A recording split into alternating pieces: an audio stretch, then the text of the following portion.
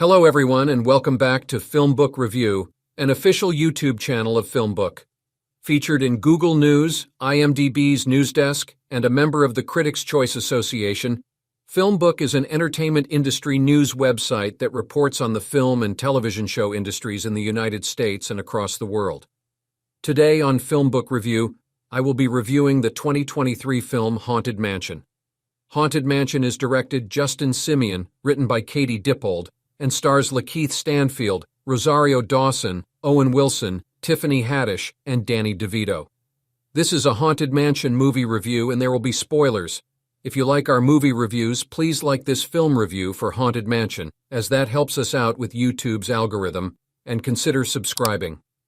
Once subscribed, click the bell notification box, and you are all set. Please also consider becoming one of our patrons on Patreon at patreon.com/filmbook. And now, the Haunted Mansion movie review. Director Justin Simien brings the new family-friendly haunted house movie Haunted Mansion to life with lots of heart. But the plot is light on laughs and genuine thrills.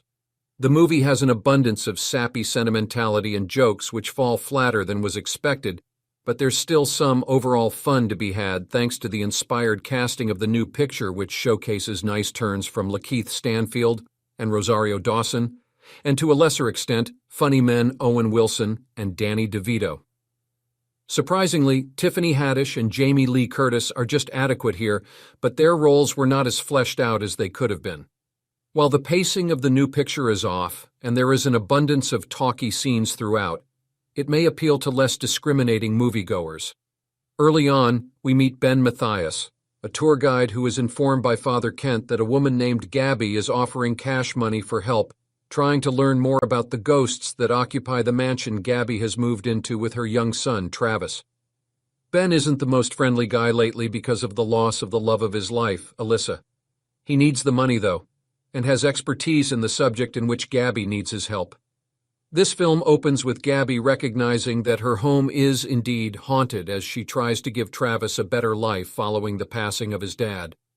Soon, many people will come into the mansion trying to get to the bottom of what is going on there and why. Jamie Lee Curtis's role as Madame Leota is mostly reduced to Leota making some predictions through the glass ball in which she appears with wild hair. Her role isn't disappointing. It's just a come down from her recent Oscar-winning work in Everything Everywhere, all at once. In a funny bit, DeVito pops up as Bruce Davis, a man who declares he is too old to die as he is pushed out of the mansion in a chair that takes him onto the road and eventually lands him in the hospital. But Bruce isn't going to stay there too long, judging from what the ghosts are doing to the patient next to him. They raise the other patient's bed up and down rather quickly. Haddish isn't at the top of her game in her work in this film, as Harriet, who hilariously dozes off as she tries to figure out what's going on with the ghosts in the haunted mansion of the film's title. Harriet sits at a table with her fellow characters trying to help Gabby and company out, but some of these scenes feel totally improvised. The dialogue doesn't always flow well, and the scenes seem edited haphazardly.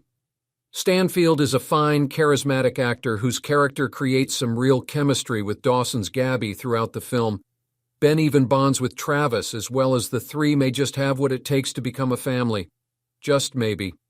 Jared Leto also shows up as a key ghostly character named Alistair Crump. Crump is well conceived, and Leto has a field day with his role in the film, bringing some much-needed scary energy to the movie. Owen Wilson is having fun as well here, even if it feels like he's reading some of his lines from cue cards. Wilson always has a good time in the comedies he stars in, but the audience could feel his character here is a little too underwritten to truly add much to the movie. He isn't really a devout priest, but he tries hard, and Wilson does his thing, making the character full of the actor's distinct charisma.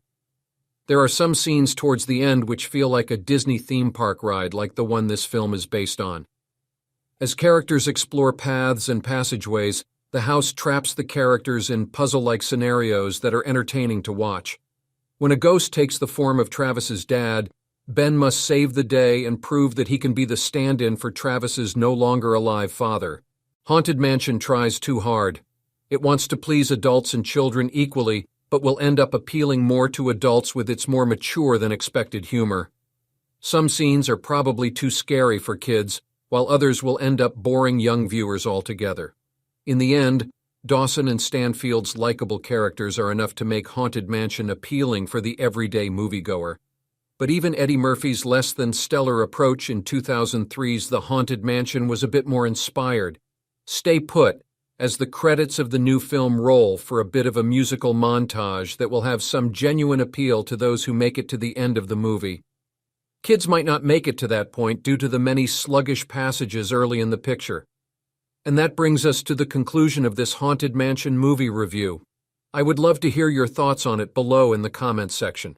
If you liked what you heard during this review, please like this video and subscribe to this channel. Please also visit and subscribe to our podcast channel at FilmBook Podcast and our trailer and reaction channel at FilmBook Trailers. If you would like to get FilmBook's articles delivered to your inbox, sign up for our daily newsletter in the description at film-book.com. Thank you for viewing, and you can watch one of these reviews next.